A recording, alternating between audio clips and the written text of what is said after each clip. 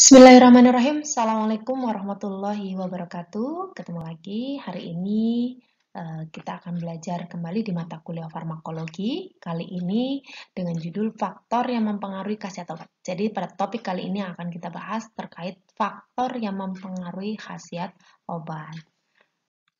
Faktor yang mempengaruhi khasiat obat itu ada 5. Yang pertama, kondisi fisiologi.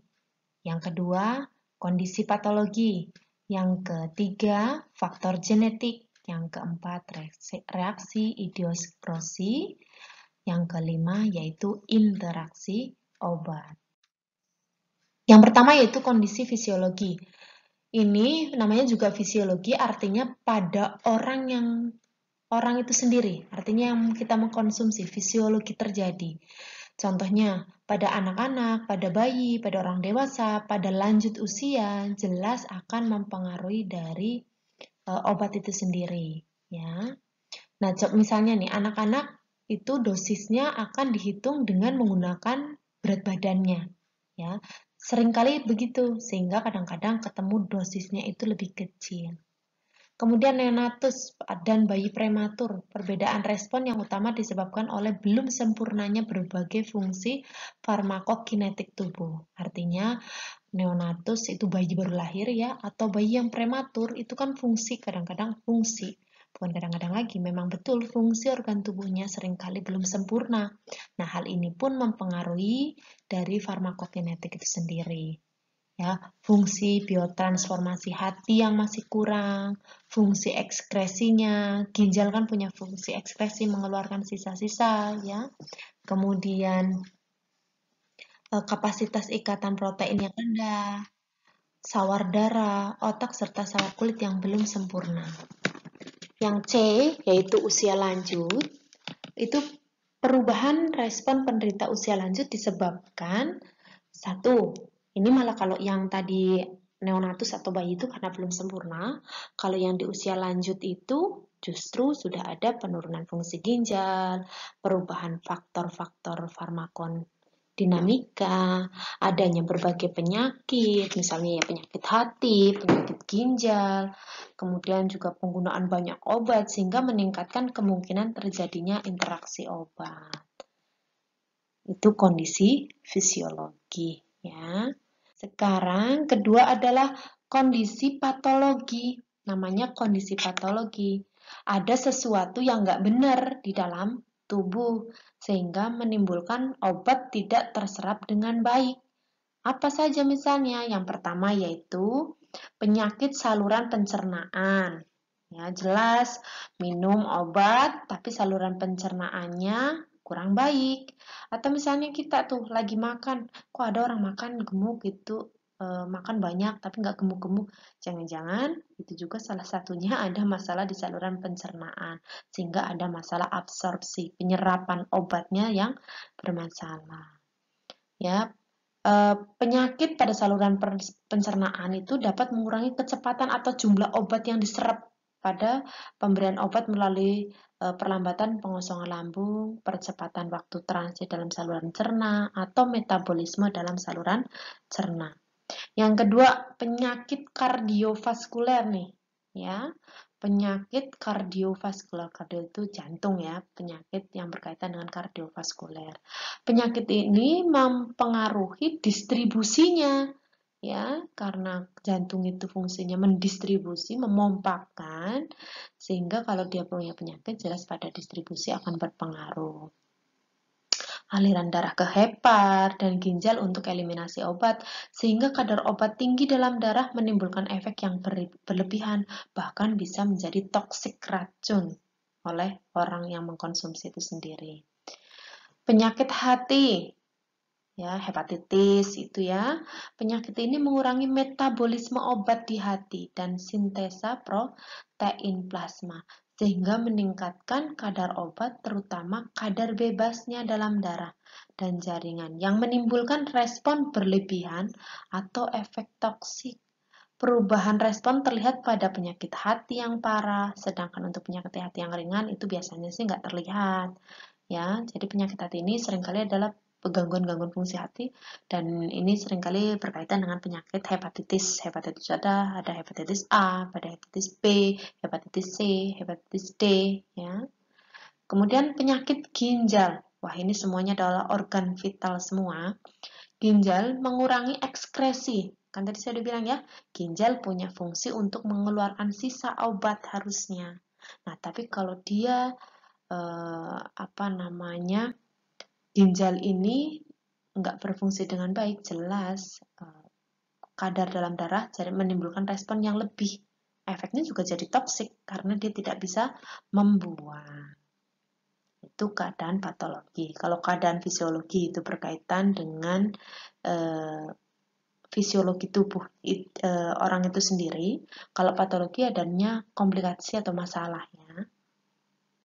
Sekarang faktor genetik. Faktor genetik itu pengaruh obat yang terjadi dari pemberian obat pada manusia beraneka ragam, bervariasi dari orang ke orang. Nah, keanekaragaman ini dipengaruhi oleh berbagai penyebab, baik yang berasal dari obat maupun dari individu yang bersangkutan. Genetik, ya, sudah memang genetik dia. Penyebab yang berasal dari individu dapat bermacam-macam, misalnya, ya jelas penyakit, umurnya, status gizinya, dietnya, jangan-jangan dia mungkin tidak makan apa, tidak makan lain-lain sehingga mempengaruhi status gizi. Ya, yang jelas adalah faktor genetika karena setiap orang memiliki genetika yang berbeda-beda dan dia pun membawa faktor genetik dari keturunannya. Farmakogenetika merupakan salah satu bidang dalam farmakologi klinik yang mempelajari keanekaragaman pengaruh atau respon obat yang dipengaruhi atau disebabkan oleh karena faktor genetik itu sendiri. Yang keempat, itu reaksi idiosikrosi. Wah, ini yang paling ini nih, itu penyalahgunaan. Dalam hal penggunaan obat sehari-hari terdapat istilah penyalahgunaan obat drug abuse dan penggunaan salah obat drug misuse. Bedakan ya, kalau penyalahgunaan obat merujuk pada keadaan di mana obat digunakan secara berlebihan. Penyalahgunaan obat dipakai berlebihan tanpa tujuan medis atau indikasi tertentu. Sedangkan kalau pengguna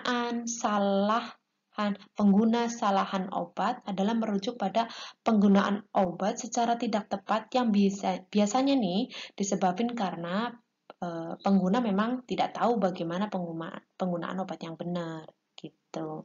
Jadi kalau penyalahgunaan itu memang dia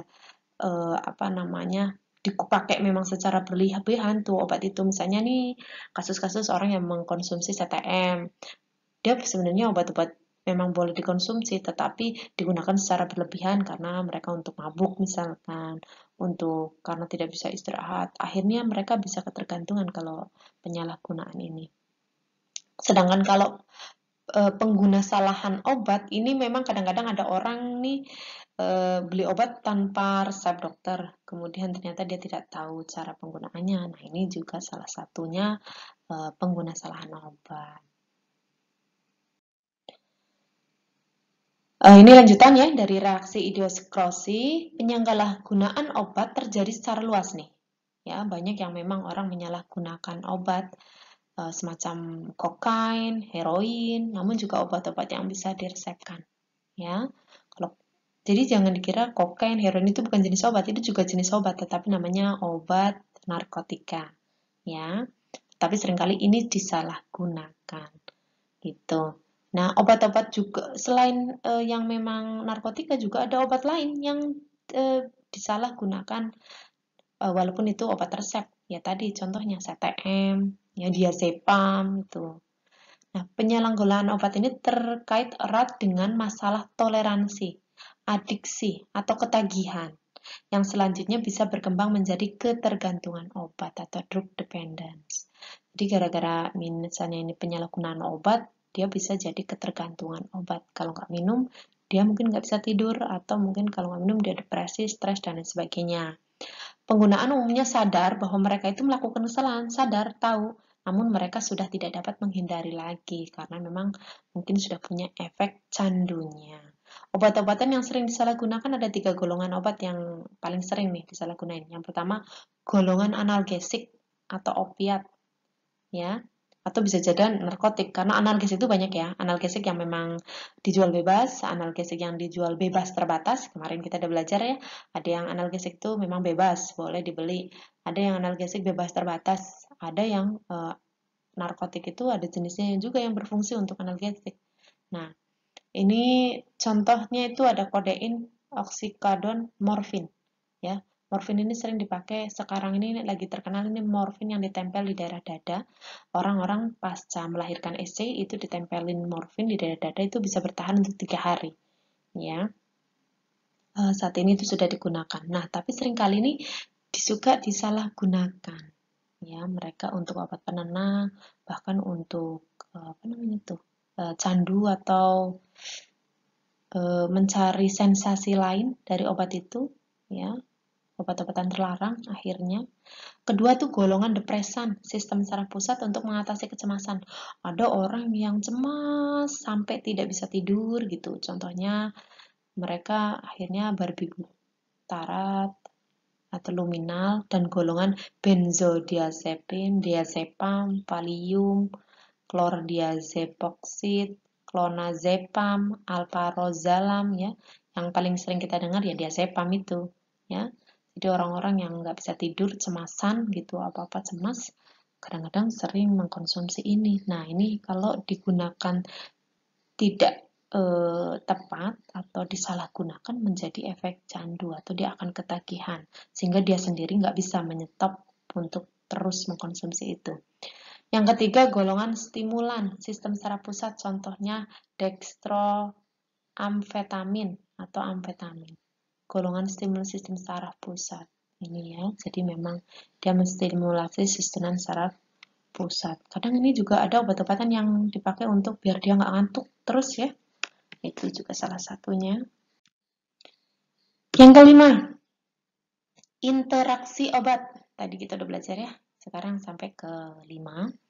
Interaksi obat itu takaran obat resep harus cukup tinggi menyerang penyakit yang bersangkutan, tetapi cukup rendah agar terhindar munculnya efek samping yang berat. Nah, perubahan besar pada jumlah suatu obat dalam aliran darah kita dapat disebabkan oleh obat lain, baik yang diresepin maupun yang tidak, ataupun narkoba, jamu gitu. Maksudnya gini, obat itu berinteraksi dengan hal-hal yang kita makan. Bisa saja misalnya kita mengkonsumsi obat A dengan obat B, ternyata dia punya efek samping yang kontraindikasi. Akhirnya saling mengganggu penyerapan.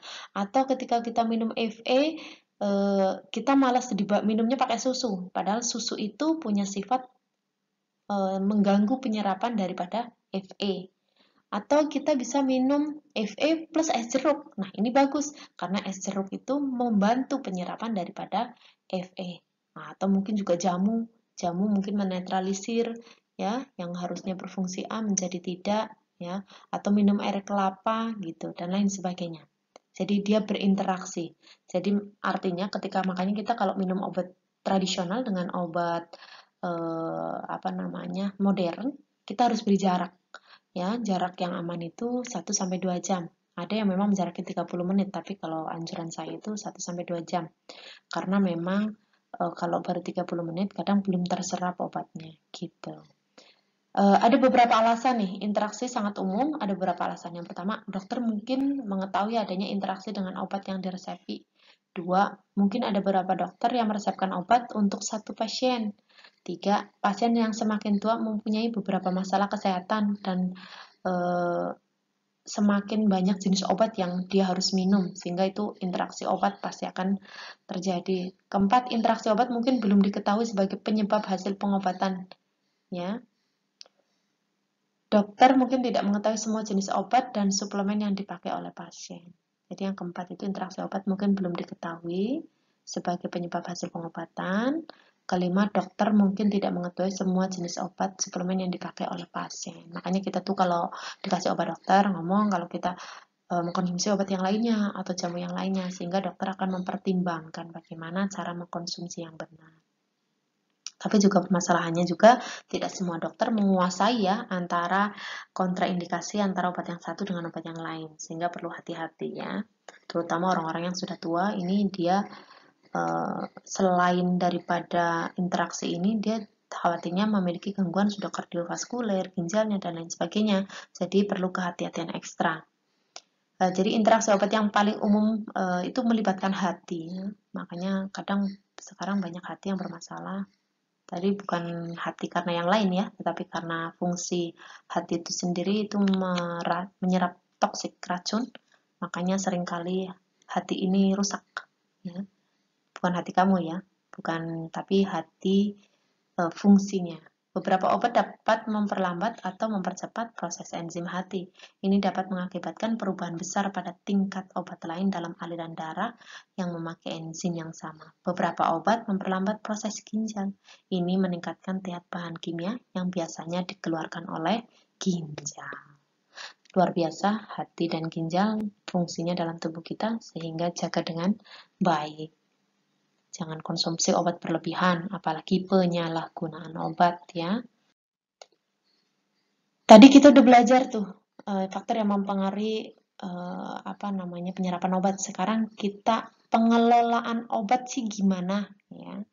Tadi ada 5 faktor dan ini juga ada pengelolaannya, itu ada 5 faktor. Faktor pertama, cara pemberian. Kedua, cara penyimpanan. Ketiga, prosedur tetap obat. Keempat, pencatatan dan pelaporan. Kelima, macam-macam obat yang lazim digunakan dalam pelayanan kebidanan. 1. Cara pemberian obat. Cara pemberian obat yang aman, akurat adalah tanggung jawab penting bagi seorang perawat. Meskipun obat menguntungkan, namun bukan berarti tanpa reaksi yang merugikan. Jadi semua obat itu pasti punya manfaat dan punya efek samping. Sehingga sebagai perawat kita harus tahu prinsip-prinsip dalam pemberian obat secara aman. Kemarin kita udah belajar ya, prinsip pemberian obat. Benar obat, benar dosis, benar pasien, benar cara jalur pemberian, benar waktu, benar dokumentasi, dan benar penjelasan terhadap klien terkait obat itu sendiri. Sedangkan dalam mengkonsumsi obat ditemukan banyak cara juga yang dapat dilakukan tergantung delegasi dokter. Berikut ini ada beberapa cara, contohnya pemberian obat. Oral, diminum, sublingual, taruh bawah lidah, inhalasi, itu diuap melalui hidung, rektal melalui anus, pervagina melalui jalan vagina atau jalan lahir ya. Parenteral itu bisa kamu intravena melalui vena yang suntikan langsung, atau dia IM masukin dalam kulit otot tegak lurus, kemudian subkutan. Gitu. Kemarin gambar-gambarnya ada ya. Kamu bisa diingat di pertemuan sebelumnya. Kedua, cara nyimpen nih. Cara nyimpen. Dalam penyimpanan obat harus diperhatikan 3 faktor utama. Pertama, suhu. Makanya ada sering sekali kalau kita ngedapetin obat, itu pasti ada keterangannya. Harus disimpan pada suhu kurang lebih dari 15 derajat Celcius misalnya. Ya kamu harus naruh di situ. Jangan taruh dekat kompor, atau jangan taruh yang kena sinar paparan matahari, itu nggak boleh. Atau ada juga obat yang memang harus ditaruh di kulkas, karena memang mereka harus ditaruh di bawah suhu, karena itu vaksin misalnya, itu virus yang harus hidup ya, sehingga kalau dia agak panas itu mati, maka harus diletakkan di dalam kulkas. Ini harus benar dulu, dan sampai nanti disuntikin vaksin, niatnya mau imunisasi, berpunya kekebalan, ternyata vaksinnya sudah rusak dan tidak punya manfaat. Sehingga penyimpanan ini penting, suhu sesuai dengan obat. Makanya obat-obatan itu pasti ada sebaiknya disimpan di itu. Makanya kalau minum obat dibaca ya, biar kalian juga sambil belajar. Kemarin juga ada logo-logonya, ada hijau, ada biru, ada merah, ada yang memang bebas, ada yang bebas terbatas, ada yang keras. Jadi kalian kalau mau minum obat jangan asal diminum, tapi dibaca, dilihat juga. Kedua, posisi pada tempat yang terang. Letak setinggi mata, bukan tempat umum dan terkunci. Jadi gini, maksudnya obat itu kan bisa mirip ya, sehingga kalau mau minum obat jangan di tempat yang gelap, khawatirnya nanti kamu salah minum obat. Mau minum obat diare malah mau minum obat untuk memperlancar buang air besar, malah kamu minum obat untuk konstipasi, misalnya obat diare, hingga akhirnya kamu tambah konstipasi, ya kan, repot. Makanya kamu harus hati-hati ketika kamu mengkonsumsi obat. Artinya posisi itu pas kamu mengambil itu posisi yang mudah terbaca lah, intinya itu. Ketiga adalah kadaluarsa. Nih, hati-hati tentang kadaluarsa dengan cara rotasi stok. Jadi kalau misalnya gini, kamu di apotek gitu ya, Tapi ini untungnya kalian kan bukan apoteker, kalian cuma bidan. Kalau di apotek itu ketika kita menyimpan barang yang lama itu harus di luar dulu, sedangkan barang yang baru di dalam. Sehingga nanti yang habis itu yang pertama kali stok, yang pertama kali kita beli. Ya sama juga lah kalian misalnya beli di apotek, kemarin beli paracetamol, terus ternyata beli lagi, hati-hati penyimpanannya itu, urutan. Yang kadaluarsanya duluan yang dihabiskan, baru yang masih agak lama disimpan. Sehingga nanti kadaluarsanya itu nggak sayang dibuang. Dan hati-hati dibaca juga kalau minum obat. Jangan-jangan kamu minum obat nanti ternyata sudah kadar luasa. Nah, obat membutuhkan perlakuan khusus dalam penyimpanan, tergantung dari karakteristiknya, sehingga obat tetap bisa dipakai dan tidak kehilangan efeknya. 1. Perhatikan masa kadaluarsa. 2. Periksa kemasan obat yang akan kita terima. Jadi kalau terima obat kok kemasannya udah rusak, ya jangan mau. Ya, ketiga, perhatikanlah dosis, aturan pakai yang tercantum di kemasan. Jangan asal minum, dibaca dulu, diperhatikan dulu, browsing dulu, ini obat apa, dosisnya berapa. Nah, apalagi nanti kalau buat anak-anak ya, kamu harus menghitung dulu ini berapa. Nah, 4. Simpan di tempat yang aman, namun mudah dilihat. Gitu. 5. Simpan obat dalam kemasan asli dan dalam wadah tertutup baik. Jadi jangan seringkali gini, kita nyatu-nyatuin obat tuh kalau misalnya dapat dari dokter, kita satuin dalam satu plastik itu. Padahal ternyata itu obat macam-macam, giliran mau minum karena udah kepotong-potong akhirnya bingung. Ini obat apa, ini obat apa. Ya. Simpanlah obat pada tempat yang bersih, kering, terlindung dari cahaya matahari langsung. Ketujuh, simpanlah terpisah antara obat minum dengan obat luar. Jangan sampai nanti obat luar diminum. Ya. Perhatikanlah jangka waktu penyimpanan. Kira-kira ini kayaknya saya udah nyimpen setahun, jadi hati-hati, mbok nanti ternyata sudah kadaluarsa. Jangan menyimpan obat kadaluarsa atau sisa milik orang lain karena sayang ini obat orang lain kamu simpan-simpan gitu. Hati-hati juga nanti mbok salah minum ya. Yang ketiga, prosedur tetap obat. Ya, ini lumayan banyak nih. Prosedur tetap penerimaan obat, ada lain-lain. Prosedur tetap penerima. Saat diterima nih, prosedur tetap penerimaan obat. Menerima resep dan memberi nomor. Melakukan screening resep. Pas kamu dapat resep, ini lebih prosedur tetap obat ini lebih untuk farmasi ya sebetulnya. Tetapi kamu cukup tahu saja gitu. Karena ini sebenarnya memang tugas farmasi banget ya. Tapi kan kamu juga nanti jadi bu bidan beli obat-obatan toh, ya, beli obat-obatan sehingga kalian juga harus tahu bagaimana ketika kita menerima, kan kita juga malah nanti bikin resep loh buat misalnya ada bayi sakit atau apa gitu, walaupun itu adalah obat-obatan yang aman atau artinya obat-obatan yang bukan harus resep dokter atau obat-obatan yang dijual bebas, ya. Menerima resep dan memberi nomor, lakukan screening resep. Jadi kalau kamu dapat resep, dibaca dulu kelengkapannya, nama dokternya siapa, nomor izinnya atau enggak, ada atau tidak, nama dokter, tanda tangan, terus tanggal penulisan resep, nama obatnya apa, gitu ya, dibaca. Terus orang yang dikasih obat itu namanya siapa, umurnya berapa, berat badannya, ya. Jadi nanti, oh iya ini obat ini memang cocok untuk dia. Kalau ternyata nanti tulisannya nggak kebaca ya kamu harus konfirmasi dulu ya, jangan sampai nanti kamu asal aja kayak ini tulisan ini deh, itu nggak boleh juga. Terus kemudian pemeriksaan kesesuaian farmasetik, yaitu bentuk sediaan, dosis, potensi, inkompatibilitas, cara dan lama penggunaan obat. Maksudnya gini, ketika kita mau kasih obat buat anak-anak ya kita harus lihat mau dikasih sediaan apa, serbuk, tablet, sirup, dan sebagainya, dosisnya berapa, potensinya apa, kira-kira efek sampingnya bagaimana, gitu. Pertimbangan klinis seperti kesesuaian indikasi, alergi, efek samping, interaksi, dan kesesuaian dosis. Yang keempat, jika ada keraguan terhadap resep, hendaknya dikonsultasikan kepada dokter penulis resep dengan memberikan pertimbangan dan alternatif seperlunya, bila perlu meminta persetujuan setelah memberi pemberitahuan. Ini lanjutan dari prosedur tetap obat. Itu prosedur tetap peracikan. Kalau pas lagi ngeracik, pastikan tempatnya bersih, alat kerjanya, mengambil obat bahan atau dari wadahnya dengan menggunakan alat yang sesuai, misalnya sendok, apa spatula, ya. Kemudian menuliskan nama pasien, tanggal, nomor, dan aturan pakai pada etiket. Jangan lupa kalau mau ngasih obat itu harus ada nama pasien, tanggalnya berapa, terus kemudian aturan pakainya gimana, sebelum makan apa sesudah makan, sehingga pasien itu ketika lupa bisa membaca itu di wadah obatnya. Memeriksa kembali jenis dan jumlah obat yang sesuai dengan permintaan pada resep, lalu memasukkan obat ke dalam wadah yang sesuai agar terjaga mutunya. Kalau mau nyerahin, ya sekarang prosedur tetap penyerahan. Kalau mau ngasih obatnya, periksa kembali kesesuaian jenis obatnya, memanggil dan memastikan nomor urut, pastikan panggil namanya dengan bapak siapa, nomor rezekinya ya. Tadi sakitnya ini ya Pak, ini dikasih obat ini, dan jelaskan. Menyerahkan obat disertai pemberian informasi loh. Bukan cuma dikasih doang, tetapi juga kalian harus memberikan informasi obat, memastikan bahwa pasien telah memahami cara penggunaan obat.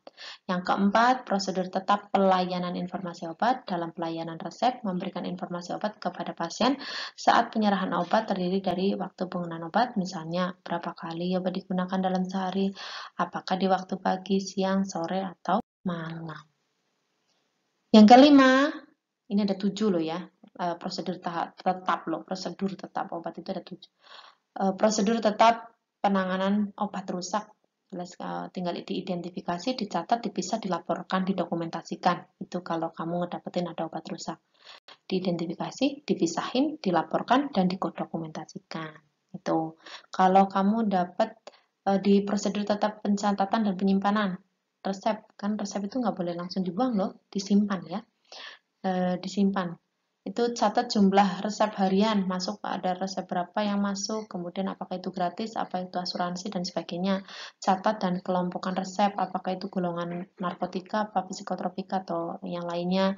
Terus mengelompokkan resep berdasarkan urutan tanggal, nomor resep, dan kelompok pembiayaan pasien. Kan sekarang terkenalnya umum dan BPJS ya. Itu juga harus dikelompokkan. Menyimpan resep pada tempat yang ditentukan secara berurutan. Ya. Sekarang 7, prosedur tetap pemusnahan. Ini kalau memusnahkan, jadi kalau ada orang-orang, jadi jangan heran kamu kalau ke apotek, mereka masih punya riwayat. Terutama kalau di apotek itu juga ada dokternya ya. Kamu punya riwayat obat apa yang kamu ini, karena mereka tuh disimpan. Itu rata-rata minimal, itu boleh minimal itu 3 tahun. Bahkan kalau di rumah sakit 5-10 tahun aja masih ada. Ya, itu saya sudah membuktikan ternyata RM itu disimpan bertahun-tahun. Nah, tata cara pemusnahan ini, resep narkotika dihitung lembarnya, resep lain ditimbang, resep dihancurkan lalu dikubur atau dibakar. Jadi biasanya dihitung lembarnya ada berapa, kemudian ditimbang, dihancurkan, dikubur atau dibakar. Membuat berita acara pemusnahan ya, itu apa kamu yang dibakar, ada berapa, karena khawatir suatu saat akan ada tuntutan, artinya di situ tertera jelas terkait BAP-nya.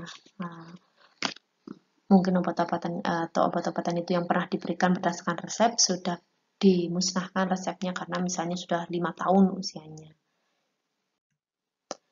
Yang keempat, pencatatan dan pelaporan obat. Ada pencatatan rutin, ada pencatatan berkala, ada pelaporan bulanan, ada pelaporan tahunan. Kalau yang rutin, ya dilakukan setiap hari oleh petugas gudang obat, menyangkut menerima dan pelayanan obat ke unit pelayanan dan subunit. Kalau yang berkala, itu dilakukan menyangkut laporan penerima bulanan dan rekapitulasi pemakaian harian obat pada buku penerimaan dan pemakaian obat bulanan, atau dikenal dengan buku rekapan bulanan. Kalau pelaporan bulanan dilakukan untuk laporan pemakaian obat, pemakaian setiap bulan dengan menggunakan format LPLPO. Kemudian pelaporan tahunan itu terdapat 3 macam laporan, yaitu laporan tahunan LPLPO. Ini laporannya format apoteker ya. Jadi mereka harus punya laporan bulanan, laporan tahunan kalau yang punya apotek. Apoteker yang punya apotek itu harus melaporkan. Ada laporan bulanan, ada laporan tahunan. Kita cukup tahu saja karena memang kita kan tidak punya kewenangan untuk mendirikan apotek ya. Macam-macam obat yang lazim digunakan dalam pelayanan kebidanan. Mohon maaf, ini di sini saya cuma sedikit saja, banyak banget. Nanti coba kamu cari ya. Di luar yang ini, obat-obatan yang lazim digunakan dalam pelayanan kebidanan. Ya, saya contohin Nutrisia.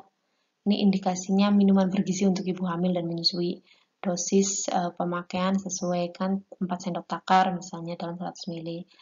Ini menghasilkan 154 kalori. Mams Base, indikasinya melengkapi kebutuhan nutrisi, dosis campuran 5 sendok ke dalam 200 ml. Berikan 1-2 kali sehari. Asam folat, vitamin B12, vitamin C, vitamin D, karbonat ya. Indikasinya jelas mungkin misalnya ada ibu hamil yang kurang vitamin. Ini juga selain ibu hamil juga bisa diberikan kepada ibu hamil menyusui ya. Itu kontraindikasinya menderita hemokromatas, penderita anemia yang bukan disebabkan kekurangan zat besi ya.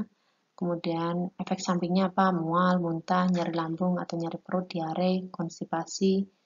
Ya, jadi asam folat itu kadang-kadang sering pada ibu hamil itu memang dibutuhkan untuk membantu pertumbuhan otak ya, pembentukan otak, sel-sel saraf juga. Tetapi dia juga punya efek samping ya, kadang mual, muntah gitu, sehingga ibu kadang-kadang enak. Tapi asam folat tidak separah sulfosferas Fe. Ya, Fe itu lebih mual muntah sehingga ibu hamil kadang di TM1 itu tidak pada mau untuk mengkonsumsi Fe karena efeknya itu mual dan muntah. Dosisnya biasanya tergantung kalau misalnya kebutuhannya berapa, misalnya dia anemia berat ini asam folat Fe misalnya lah, atau asam folatnya dia dulu pernah ada gangguan permasalahan pertumbuhan pada janinnya, ini harus didosiskan, dipersiapkan bahkan sebelum hamil untuk mengkonsumsi asam folat. Terima kasih, mungkin itu saja yang bisa saya jelasin hari ini. Nanti silahkan kerjakan kuisnya. Sampai ketemu lagi di pertemuan selanjutnya. Wabillahi taufiq wal hidayah. Assalamualaikum warahmatullahi wabarakatuh. Salam sehat untuk keluarga semuanya.